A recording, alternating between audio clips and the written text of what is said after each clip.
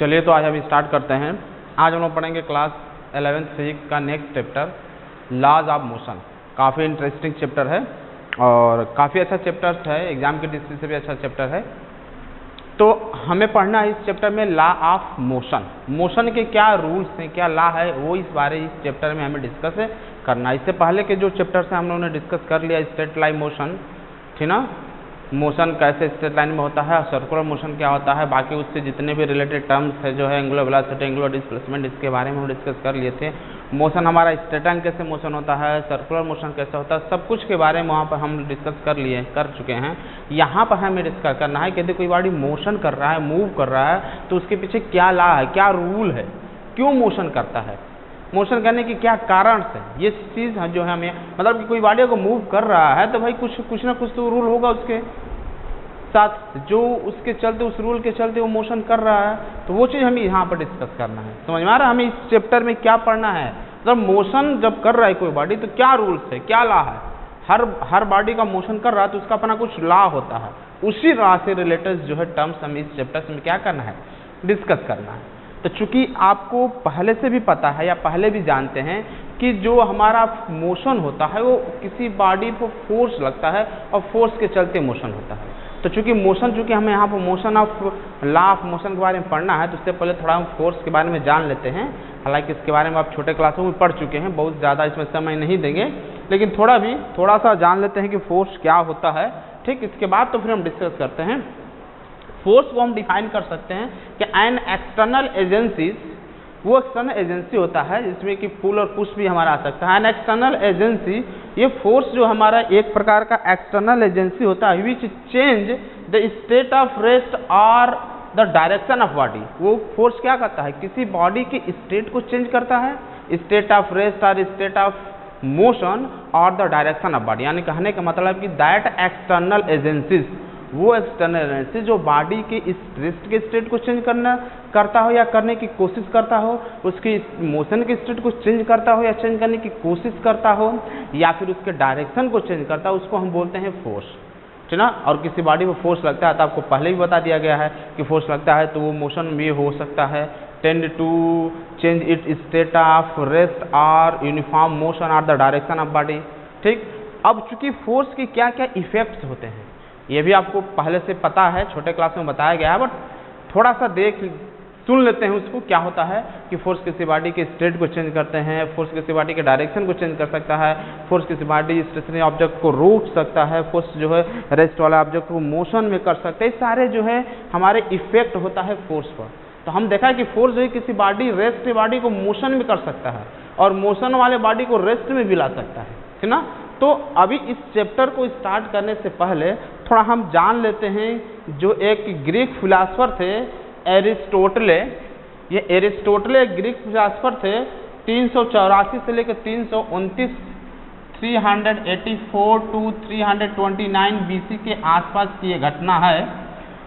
इन्होंने क्या बताया था, मोशन से रिलेटेड टर्म्स जो बताया था, इनके अनुसार इन्होंने ये बताया था कि जो natural state of object is state of rest. क्या उन्होंने बताया था कि natural state of body is state of rest. ये नेचुरल स्टेट क्या होता है, ये नेचुरल स्टेट क्या होता है, natural state of body. Natural state का मतलब बॉडी के अंदर जो वास्तविक जो उसका पोजीशन होता है, बॉडी का जो वास्तविक जो स्टेट होता है वो रेस्ट, यानी एवरी बॉडी रेस्ट में ही रहती है। यदि हम किसी बॉडी को मोशन में कर सकते हैं, if some body is in motion then body tend to slow down its motion and come to rest. यदि कोई बॉडी मोशन में है, इफ अगर एक्सटर्नल फोर्स लगाते हैं, एक्सटर्नल फोर्स इज नेसेसरी, अगर हम किसी बॉडी को मोशन में करते हैं तो बॉडी की एक टेंडेंसी होती है कि वो अपने नेचुरल स्टेट में आता है। नेचुरल स्टेट क्या होता है उसका, रेस्ट होता है। तो बॉडी अगर मोशन में भी है तो अपने नेचुरल स्टेट में आने की, क्योंकि इन्होंने यही बताया था, एरिस्टोटले ने क्या बताया था कि बॉडी का जो नेचुरल स्टेट है, जो वास्तविक स्टेट होता है, वो वास्तव में रेस्ट में ही रहता है। उनका कहने का मतलब यह था कि बॉडी जो है वास्तव में क्या होता है, रेस्ट में ही रहता है।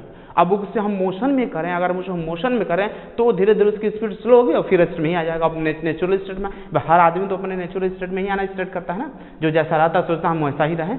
तो बॉडी भी क्या सोचता है कि जो हमारा नेचुरल स्टेट है, हम अगर रेस्ट में हैं तो हम रेस्ट में ही रहें। तो इसलिए जब किसी बॉडी को मूव कराते हैं या कोई बॉडी मूव करता है तो टेंड टू स्लो, अपनी स्पीड को धीरे धीरे स्लो करता है और अपने नेचुरल स्टेट में आने की कोशिश करता है, क्योंकि उसकी नेचुरल स्टेट क्या होता है, रेस्ट होता है। रेस्ट में तो वही सोचता है हम रेस्ट में हम मोशन भी कराएंगे तो धीरे धीरे स्पीड स्लो होगा, फिर रेस्ट में आ जाएगा। फिर हम मोशन कराएंगे, अब मोशन किसी कारणवश होता है तो उसकी यही स्थिति रहती है, वो अपनी स्पीड को स्लो करने की कंडीशन में होता है, टेंड टू स्लो, और रेस्ट में आने की कोशिश करता है। ये इन्होंने बताया था। इसका मतलब इससे क्या पता चला, ये natural state of rest of state of जो नेचुरल स्टेट होता है बॉडी का रेस्ट में, इससे क्या मतलब हुआ? इसका मतलब ये हुआ कि अगर हम ये चाहते हैं, जैसे सपोज मैंने बॉडी को वो मूव करा दिया, अब मूव करा दिया तो उसका नेचुरल स्टेट क्या है, उसके अंदर कौन सा स्टेट नेचर, उसका नेचर कैसा है बॉडी का, रेस्ट में आने का। मैंने मोशन कर दिया फिर रेस्ट में आ जाएगा, फिर मोशन कराऊंगा फिर रेस्ट में आ जाएगा, फिर मोशन कराऊंगा फिर रेस्ट में। मतलब कि कहने का तात्पर्य ये है कि बॉडी अगर मोशन कर रहा है तो उसके अंदर तो नेचर ही है रेस्ट में आने की, तो मोशन करेगा भी तो रेस्ट में आ जाएगा वो। तो इसलिए उन्होंने ये बताया था कि अगर हम ये चाहते हैं कि बॉडी कंटिन्यूअस मोशन करता रहे तो हमें जो है उसे एक्सटर्नल फोर्स देने की जरूरत पड़ेगी, तभी जो वो कंटिन्यूअस मोशन करता रहेगा। नहीं तो उसके अंदर ये ऐसी टेंडेंसी ही होती है, उसका ये नेचर ही होता है को रेस्ट में आ जाएगा, क्योंकि नेचुरल स्टेट जो होता है मैटर का वो रेस्ट होता है। इसलिए an external force is necessary to maintain its motion. हम चाहते हैं कि उसका मोशन कंटिन्यूअस मेंटेन रहे तो हमें एक एक्सटर्नल फोर्स की जरूरत पड़ेगी। तो हम कह सकते हैं N external force is require या नेसेसरी कह सकते हैं, necessary to maintain या to keep continuing motion, to keep continuing motion, continue in motion. अगर हम चाहते हैं कि बॉडी कंटिन्यू मोशन में रहे तब हमें उस पर एक्सटर्नल फोर्स देना पड़ेगा। नहीं देंगे एक्सटर्नल फोर्स, ऐसे आपके डे टू डे लाइफ में भी ऐसा होता है। आप देखे होंगे कि किसी बॉडी को एक बार मोशन करा देते हैं तो कुछ दूर जाके क्या होता है, रेस्ट में आ जाता है, आता है ना रेस्ट में। तो उन्होंने यही बताया था कि चूंकि उसका नेचर ही होता है रेस्ट में आना, इसलिए मोशन कराएंगे भी तो रेस्ट में आएगा, ये मोशन कराएंगे तो फिर रेस्ट में आएगा, क्योंकि उसका स्टेट क्या होता है, बॉडी का स्टेट क्या होता है, रेस्ट की स्टेट होती है, उसका नेचुरल स्टेट रेस्ट ही होता है। तो कभी भी हम मोशन कराएंगे तो अपने नेचुरल स्टेट में आएगा, रेस्ट में आएगा। तो इसका मतलब अगर हम चाहते हैं कि बॉडी कंटिन्यूस मोशन करे, वो कभी रेस्ट में ना आए, तो हमें बार बार उसको एक्सटर्नल फोर्स देना पड़ेगा, तब जाकर बॉडी कंटिन्यूस मोशन में होगा। उसको हम चाहते हैं कि उसका मोशन मेंटेन रहे, मोशन उसका कंटिन्यूस करता रहे, तो हमें उसे एक्सटर्नल फोर्स देना पड़ेगा। नहीं तो एक्सटर्नल फोर्स देकर एक बार छोड़ेंगे फिर अपन नेचुरल स्टेट में आ जाएगा, फिर वो रेस्ट में आ जाएगा, फिर फोर्स लगा के छोड़ेंगे फिर अपन नेचुरल स्टेट में आ जाएगा। तो बात समझ में आ रहा मैं क्या कह रहा हूँ, ठीक ना। इन्होंने क्या बताया था, अरिस्टोटल ने यही बताया था कि बॉडी का नेचुरल स्टेट ही होता है रेस्ट। तो अगर वो मोशन भी है, मोशन में भी है, तो अपने नेचुरल स्टेट में आने की कोशिश करेगा, यानी वो रेस्ट में आने की कोशिश करता है। तो इसलिए अगर हम चाहते हैं कि कंटिन्यूस मोशन करे, वो हमेशा मोशन करे, कभी रुके ना, हम चाहते हैं तो उसे हमें एक्सटर्नल फोर्स देना पड़ेगा, तब जाकर, नहीं तो अपन नेचुरल स्टेट में आ जाएगा, वो मोशन में आ जाएगा अपना, ठीक। अब इनकी इस बात को जो है लगभग 2000 साल तक सही माना गया। 2000 साल तक यही चलता रहा, लोगों का यही मानना रहा कि इन्होंने जो कहा है ये बात सही भी है, ठीक।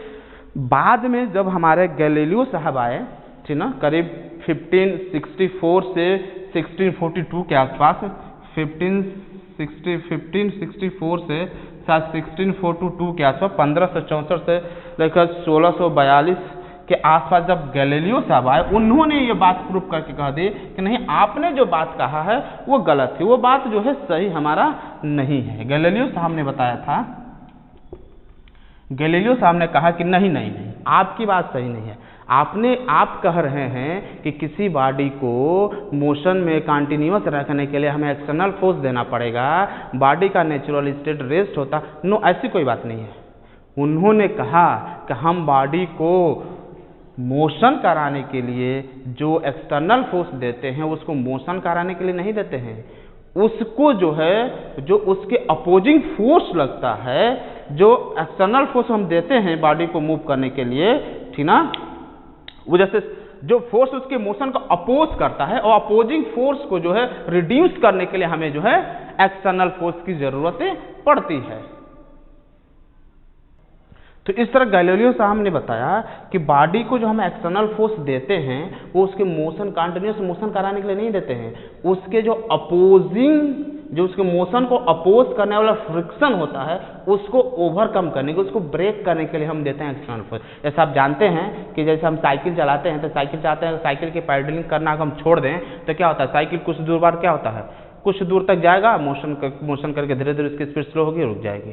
ठीक, तो अब क्यों रुक रहा है, इसका मतलब उसके अपोज, उसकी स्पीड को कोई अपोज कर रहा है, वही अर्थ का फ्रिक्शन अपोज कर रहा है। तो गैलीलियो साहब ने क्या बताया कि हम, एरिस्टोटल ने क्या बताया था कि अगर हम कंटिन्यूस फोर्स नहीं देंगे तो बॉडी रुक जाएगा, लेकिन गैलीलियो साहब ने बोला नहीं नहीं, उसको कंटिन्यूस मोशन कराने के लिए फोर्स की जरूरत नहीं पड़ती है। एरिस्टोटल ने क्या बताया था कि अगर बॉडी को कंटिन्यूस मोशन कराना है तो हमें जो है एक्सटर्नल फोर्स देना पड़ेगा।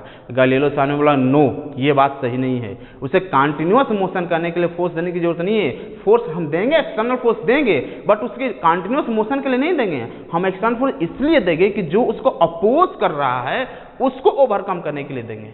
यानी फ्रिक्शन जो होता है, साइकिल के स्पीड को फ्रिक्शन फोर्स अपोज कर रहा है, तो फ्रिक्शन फोर्स को अपोज, फ्रिक्शन फोर्स को रिड्यूस करने के लिए जो हम एक्सटर्नल फोर्स देते हैं, हम उसको कंटिन्यूस मोशन में लाने के लिए फोर्स नहीं देते। क्यों? क्योंकि अगर फ्रिक्शन नहीं रहेगा तो बॉडी को एक्सटर्नल फोर्स देने की जरूरत ही नहीं है, वो कंटिन्यूस मोशन करता रहता है। गैलीलियो साहब ने ऐसा बोला था कि अगर देयर इज नो फ्रिक्शन, और फ्रिक्शन ना रहे तो हमें एक्सटर्नल फोर्स देने की जरूरत नहीं है, बॉडी हमारा कंटिन्यूस जो है मोशन करता रहेगा। तो गैलीलियो साहब ने इनकी बातों को जो है गलत साबित करके ये प्रूव किया कि अगर कोई बॉडी को हम चाहते हैं कि कंटिन्यूस मोशन करते रहे तो हम उसको एक्सटर्नल फोर्स देते हैं, इसलिए कि जो उसके अपोजिंग फोर्स लग रहा है, अपोजिंग फ्रिक्शन फोर्स लग रहा है बॉडी को, वो अपोजिंग फ्रिक्शन फोर्स जो इसके स्पीड को स्लो कर रहा है, अगर उसको हम रिड्यूस कर दें तो हमें जो है उसी को रिड्यूस करने के लिए हमें एक्सटर्नल फोर्स की जरूरत पड़ता है।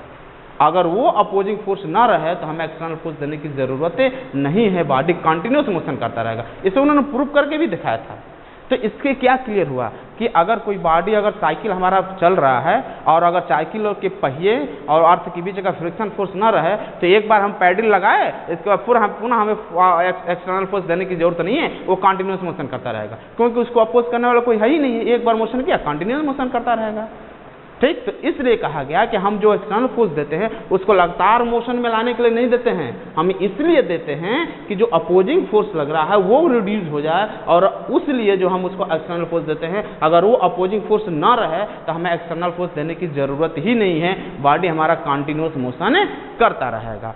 गैलीलियो साहब ने इस पर 2-3 एक्सपेरिमेंट भी करके बताया था, जो यहाँ पर हम थोड़ा देख लेते हैं। उन्होंने कैसे प्रूव करके दिखाया था कि क्या रीज़न है। उन्होंने क्या किया कि दो जो है इंक्लिनेड प्लेन ले लिए, ठीक ना, उन्होंने एक प्लेन इस तरह ले लिया, इंक्लिनेड प्लेन इस तरह, ठीक, इस तरह इंक्लिनेड प्लेन वो ले लिए, और एक इंक्लिनेड प्लेन उन्होंने ऐसे ले लिया। एक बार क्या किए वो इस तरह के 2 इंक्लिनेड प्लेन ले लिए, और एक बार वो एक जो है वहाँ से इन्होंने एक बाल को ऐसे गिराया। तो आप जानते हैं कि जब बाल किसी ढलान या किसी इंक्लिनेड प्लेन से गिरेगा तो यहाँ पर इसकी स्पीड क्या होगी, तेज होगी, तेजी के साथ नीचे आएगा। अब क्या किया, वो बाल को इधर से मूव कराए, अपवर्ड डायरेक्शन में ले गए, तो अपवर्ड डायरेक्शन में लेगा तो वो पता है कि इसकी स्पीड क्या होगी, थोड़ा स्लो होगा। ठीक, तो उन्होंने इस आधार पर ये सोचा कि जब बॉडी ऊपर से नीचे की तरफ आ रहा है तो उसकी स्पीड बढ़ रही है, बॉडी नीचे से ऊपर जा रहा है तो इसकी स्पीड घट रही है। इसका मतलब अगर बॉडी को अगर हम हॉरिजॉन्टल प्लेन पर मोशन कराएं, वो हॉरिजॉन्टल प्लेन पर मोशन करेगा तो ना तो इसकी स्पीड बढ़ेगी ना उसकी स्पीड घटेगी, वो एक स्पीड से कंटिन्यूस चलता रहेगा। अगर उसको कोई अपोज करने वाला ना रहे तो कंटिन्यूस चलता रहेगा। बात समझा? उन्होंने क्या कहा, उन्होंने देखा कि किसी ऑब्जेक्ट को अगर हम इंक्लिनेड पोजीशन से करा रहे हैं तो भाई इसकी स्पीड बढ़ रही है, ऊपर ले जा रहे हैं तो स्पीड घट रही है, या तो स्पीड बढ़ेगी या तो इसकी स्पीड घटेगी। और अगर उसको हम हॉरिजॉन्टल प्लेन पर ना, हम इंक्लिनेड प्लेन ना रहे, अगर हॉरिजॉन्टली रहे ठीक ना, उस प्लेन पर मोशन का है ना, तो स्पीड की स्पीड बढ़ेगी ना स्पीड घटेगी, वो जिस स्पीड से चल रहा है उसी स्पीड से चलता रहेगा, उसको अपोज करने वाला कोई अगर न रहे। तो ये उन्होंने प्रूव किया कि हमें जो है किसी बॉडी के अपोजिंग फोर्स को रिड्यूस करने के लिए, कम करने के लिए एक्सटर्नल फोर्स की देने की जरूरत पड़ती है, हमें उसे कंटिन्यूस मोशन में लाने के लिए एक्सटर्नल फोर्स देने की जरूरत नहीं है। एरिस्टोटल साहब का ये स्टेटमेंट उन्होंने यही गलत साबित किया था। अब बोला था कि no no no no no no, हमें जो फोर्स देने की जरूरत है वो उसके अपोजिंग फोर्स को रिड्यूस करने के लिए दिया जाता है, न कि उसको कंटिन्यूस मोशन में लाने के लिए। कंटिन्यूस मोशन में अगर अपोजिंग फोर्स न रहे तो कंटिन्यूस मोशन में हमेशा होगा, वो फोर्स देने की जरूरत ही नहीं है वहां पर। वो तो अगर कोई अपोज करने वाला नहीं रहेगा तो मोशन करता रहेगा इनफिनिटली मोशन करता रहेगा,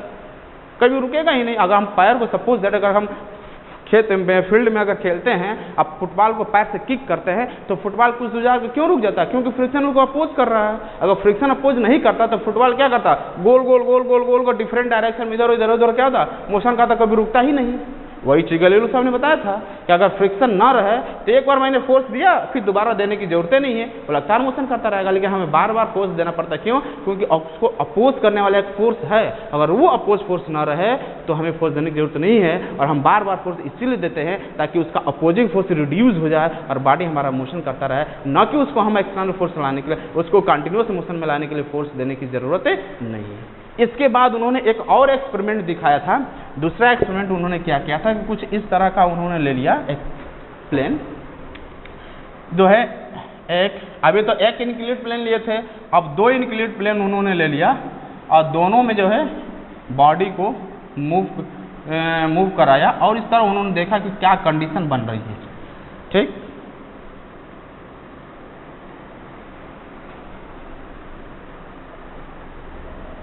उन्होंने दो इनक्लिनेट प्लेन ले लिया और इस तरह उन्होंने देखा कि क्या कंडीशन बन रही है। ठीक, तो उन्होंने देखा कि अगर हम किसी ऑब्जेक्ट को मूव कराते हैं, कोई ऑब्जेक्ट अगर हमारा मूव कर रहा है यहाँ से, तो उन्होंने क्या किया कि एक बॉल यहाँ से उन्होंने एक बॉल मूव कराया। अब बॉल मूव कराया तो देखा कि बॉल ऐसे मूव करेगा, अब यहाँ के तो रुकेगा नहीं, वो इधर आएगा और इधर आके फिरेंगे नहीं आएगा, क्यों? यहाँ से बॉल छोड़ेंगे तो इधर आएगा, इधर से ऊपर चढ़ने की कोशिश करेगा, तो बॉल ऊपर गया और कुछ पहुँचा इस टाइप पर।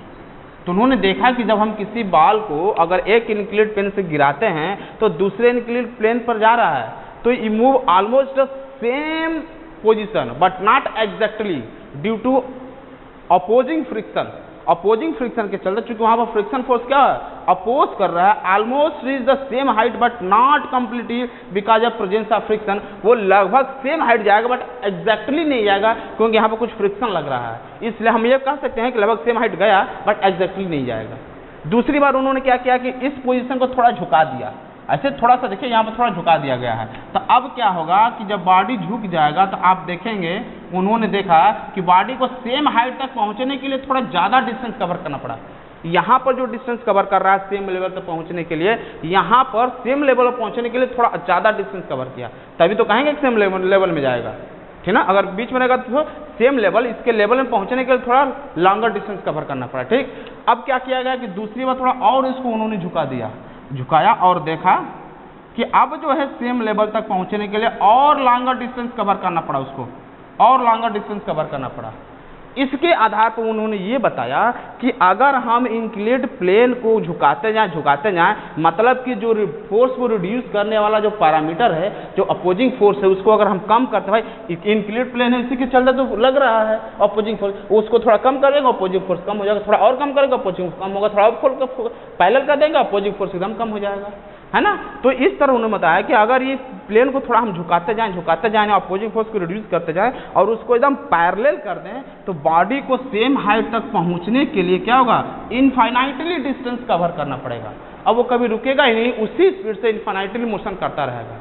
तो इस आधार पर उन्होंने बताया था कि बॉडी को अगर हम चाहते हैं कि बॉडी हमारा कंटिन्यूस मोशन करे, तो हम जो एक्सटर्नल फोर्स देते हैं वो उसको कंटिन्यूस मोशन के लिए नहीं देते हैं, हम उसके अपोजिंग फोर्स को रिड्यूस करने के लिए देते हैं। यहाँ पर देखिए अपोजिंग फोर्स लग रहा है, यहाँ पर मैंने क्या किया, थोड़ा अपोजिंग थोड़ा इसको इंक्लिनेट को थोड़ा कम किया, अपोजिंग फोर्स थोड़ा रिड्यूस हो गया, तो थोड़ा लॉन्गर डिस्टेंस कवर किया, थोड़ा और इसको मैंने नीचे की तरफ हॉरिजॉन्टल थोड़ा सा और हॉरिजॉन्टल करने की कोशिश किया, मतलब पहले से थोड़ा और झुकाने की कोशिश किया तो अब जो है यहाँ पर अपोजिंग फोर्स थोड़ा कम होगा इन दोनों की अपेक्षा, तो थोड़ा और लॉन्गर डिस्टेंस कवर करेगा। और अगर हम इसको पूरी तरह हॉरिजॉन्टल कर दें तो यहाँ पर अपोजिंग फोर्स क्या होगा, इन तीनों के अपेक्षा अपोजिंग फोर्स सबसे कम हो जाएगा यहाँ पर। तो यहाँ पर जो है लगातार मोशन करता रहेगा, इनफाइनाइटली मोशन करता रहेगा, वो कभी रुकेगा ही नहीं। तो इस ऑब्जर्वेशन के आधार पर उन्होंने बताया था कि बॉडी को मूव कराने के लिए हमें एक्सटर्नल फोर्स जो देते हैं वो उसको कंटिन्यूअस मोशन के लिए नहीं देते हैं, वो जो अपोजिंग फोर्स होता है उसको रिड्यूस करने के लिए हमें एक्सटर्नल फोर्स देने की ज़रूरत होती है। तो इस तरह जो है गैलीलियो ने बताया था कि body moving with constant speed along a straight line will continue move in the same path with same straight line in the absence of external force.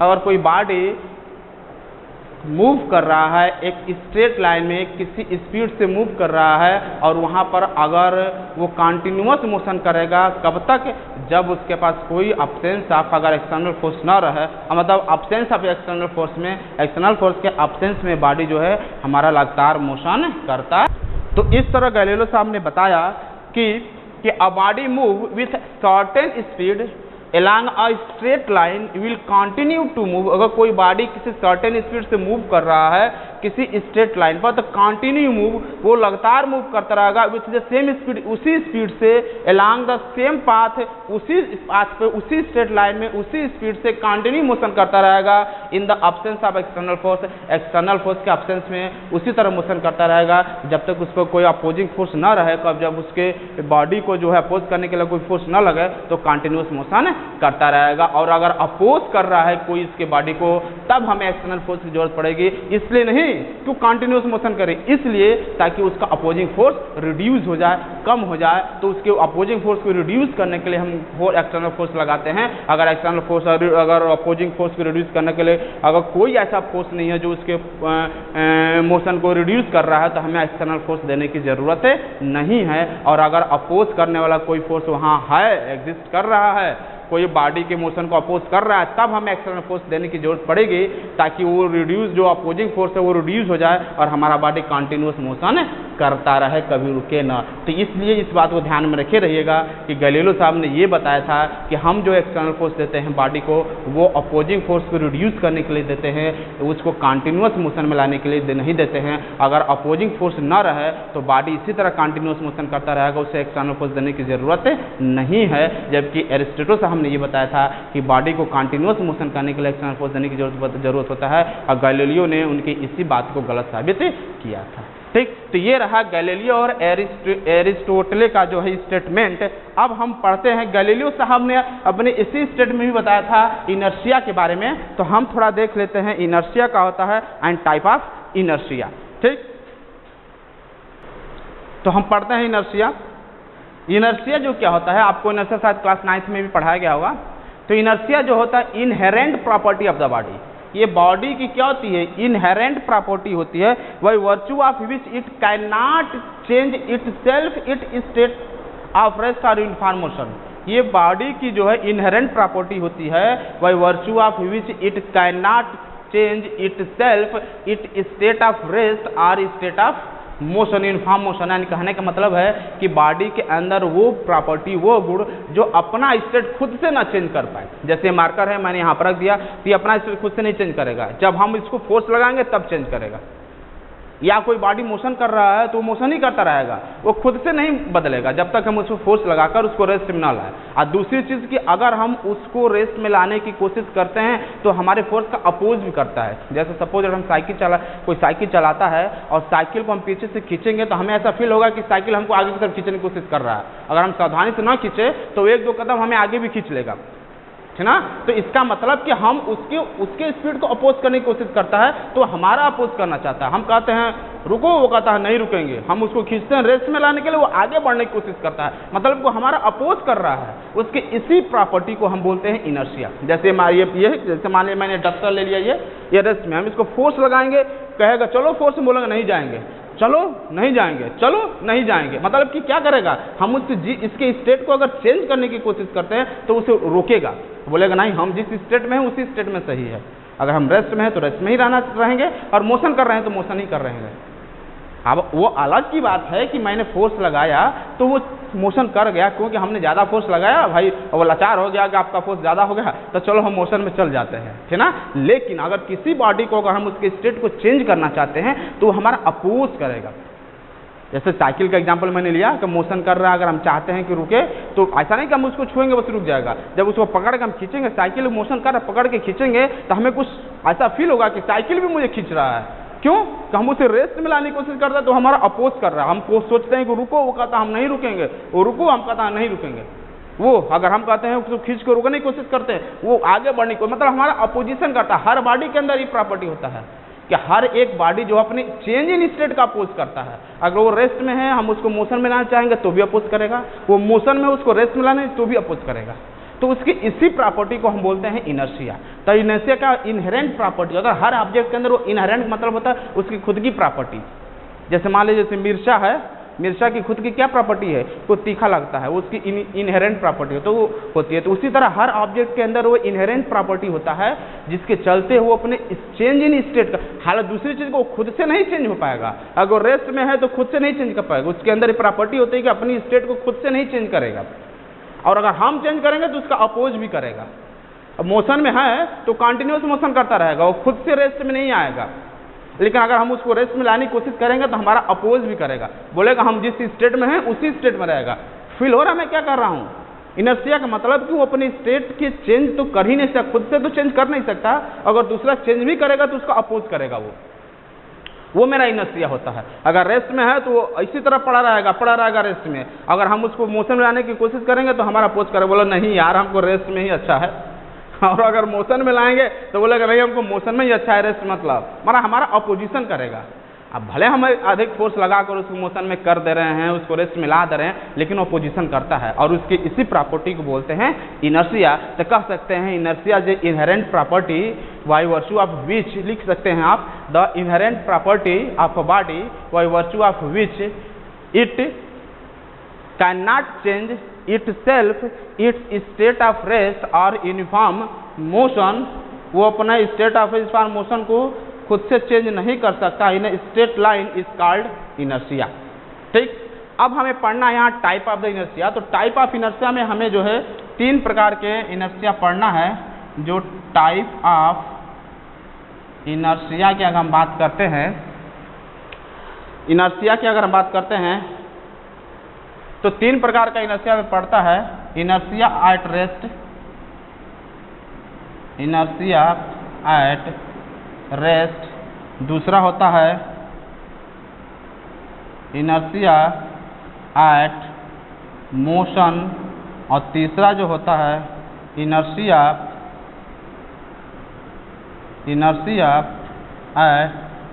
Of direction.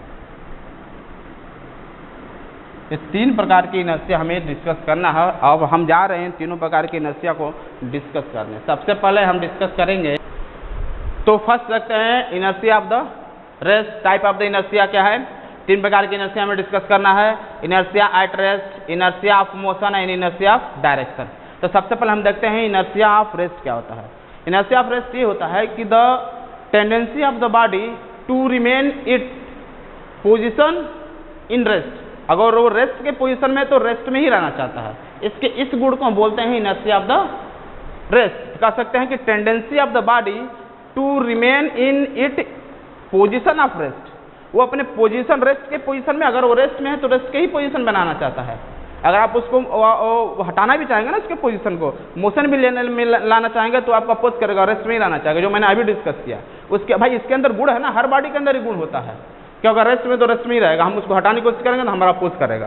ठीक, तो जिस बॉडी के अंदर ये गुण पाया जाता है कि tendency of the body to remain in its position of rest, position of in its position of rest is called the inertia of rest. जैसे सपोज दैट एग्जांपल आपको छोटे क्लासरूम में दिया होगा बुक में कि कोई पर्सन अगर गाड़ी में बैठा है या खड़ा है और गाड़ी अगर अचानक चलता है तो बैकवर्ड झुक जाता है, क्यों कि जब गाड़ी मोशन करता, पहले तो गाड़ी रेस्ट में था, आप भी गाड़ी में बस में खड़े थे तो आप भी रेस्ट पोजीशन में थे, और आपका लोअर पार्ट जो है बस के साथ जुड़ा हुआ है, तो जैसे बस मूव करेगा आपका लोअर पार्ट उसके साथ मूव करेगा, बट ऊपर वाला पार्ट क्या है, रेस्ट में है, तो रेस्ट में ही रहना चाहेगा। आप उसका अपोज करेंगे तो रेस्ट में ही रहेगा। इसलिए क्या होता है, आप कहेंगे चलो तो लोअर पार्ट आगे बढ़ेगा और ये वाला वहीं का वहीं रहेगा, इनर्शिया के चलते क्या होगा, पीछे घूम जाता है। तो किसी भी बॉडी के अंदर का वह गुण वो जिस स्टेट में है उसी स्टेट का अपोज करता है। अगर आप उसको चेंज करेंगे तब तो ये है, अगर बॉडी रेस्ट में है तो रेस्ट में ही रहना चाहता है, उसके इस जो टेंडेंसी को हम बोलते हैं inertia of the rest. Inertia motion क्या हो सकता है, तो बस वही हो जाएगा, the tendency of the body to remain in its position of motion,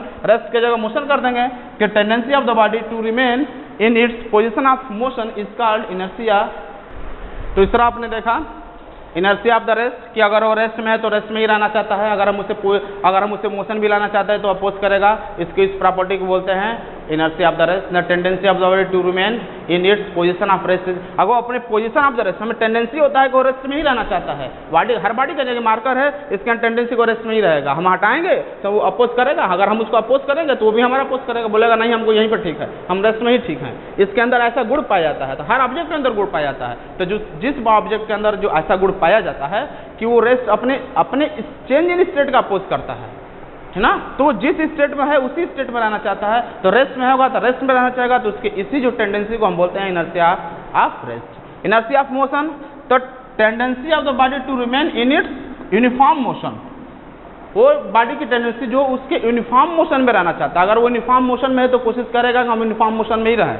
अगर साइकिल का जो मैंने अभी एग्जांपल बताया कि पीछे से अगर हम खींचेंगे तो वो भी क्या करेगा, हम आगे की तरफ खींचने को हमको लक्ष्य फील होता है कि हमें खींच रहा है। क्यों, क्योंकि उसके अंदर टेंडेंसी होता है कि अगर उसको हम रोकने की कोशिश करेंगे तो उसकी टेंडेंसी तो मोशन में ही रहना चाहता है, बोलेगा नहीं हमको मोशन में ठीक है, हमें मत रोको, हम मोशन में ही जाएंगे, यानी वो हमारा वो अपोज करेगा, है ना। तो उसके अंदर ये टेंडेंसी पाई जाती है, उसको हम बोलते हैं इनर्शिया ऑफ मोशन। कह रहा है कि tendency of the body to remain in uniform motion in straight line, वो किस स्टेट में रहना चाहता है कि अगर यूनिफॉर्म मोशन कर रहा है तो यूनिफॉर्म मोशन के स्टेट में ही रहना चाहता है, वो अपने स्टेट को चेंज नहीं करना चाहता है। उसके अंदर ऐसी टेंडेंसी होती है, उसकी इसी टेंडेंसी को हम बोलते हैं इनर्शिया ऑफ मोशन। अगर आप अपोज भी करेंगे, अगर आप रोकेंगे भी तो अपोज करेगा, ठीक। और इनर्शिया ऑफ डायरेक्शन क्या होता है कि इनएबिलिटी, ये इसकी इनएबिलिटी होती है of a body to change itself its direction, यानी हर एक बॉडी के अंदर ये इनएबिलिटी होता है कि अपना डायरेक्शन खुद से चेंज नहीं कर सकता।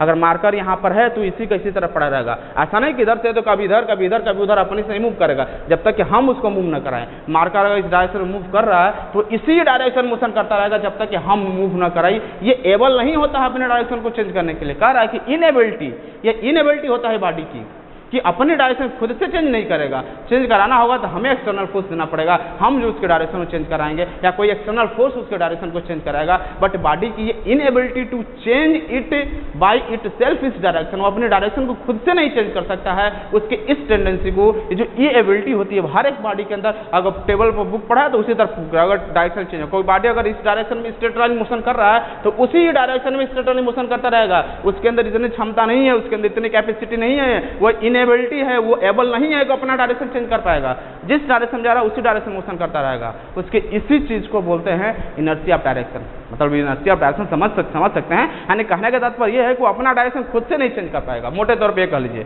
कि कोई भी बॉडी अपना डायरेक्शन खुद से चेंज नहीं कर पाएगा। क्यों? क्योंकि वो इनेबल होता है, वो उतना कैपेबल नहीं है, उसके उतनी कैपेसिटी नहीं है, वो एबल नहीं है कि डायरेक्शन चेंज कर पाएगा। और उसी को लिखा गया है कि inability of the body, body की इनएबिलिटी होती है कि अपना डायरेक्शन खुद से वो चेंज नहीं कर पाता है, उसको हम बोलते हैं क्या? Inertia of direction. तो ये रहा हमारा इनर्शिया। अब एक चीज छोटा सा इसमें बच गया है, छोटे से क्लासों में आपको पढ़ाया गया होगा, 9th में पढ़ाया गया होगा कि इनर्शिया जो होता है हमारे मास के ऊपर डिपेंड करता है।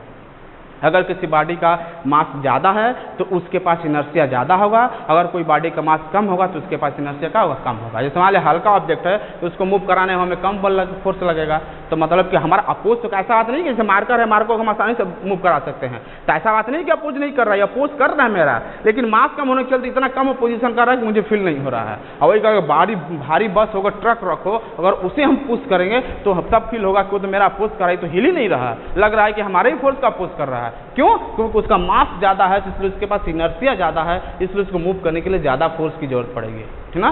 तो इस तरह हम कह सकते हैं कि इनर्शिया हमारा डिपेंड करता है मास के ऊपर। अगर मास ज़्यादा होगा तो इनर्शिया ज़्यादा होगा, मास कम होगा तो इनर्शिया कम होगा। तो ये रहा आज का टॉपिक, जिसमें हम लोगों ने एरिस्टोटल और गैलीलियो के बारे में पढ़ा कि उन दोनों लोगों ने क्या बताया था, फोर्स से रिलेटेड क्या बताया था। इसके बाद फिर हम लोगों ने देखा कि इनर्शिया का होता है, टाइप ऑफ इनर्शिया का होता है। अब बाकी जो है नेक्स्ट टॉपिक जो है हम लोग को पढ़ना है मोमेंटम, लीनियर मोमेंटम। तो हम लोग जो है नेक्स्ट वीडियो में, कल के वीडियो में डिस्कस करेंगे। आज बस इतना ही, तो फिर हम मिलते हैं नेक्स्ट वीडियो में।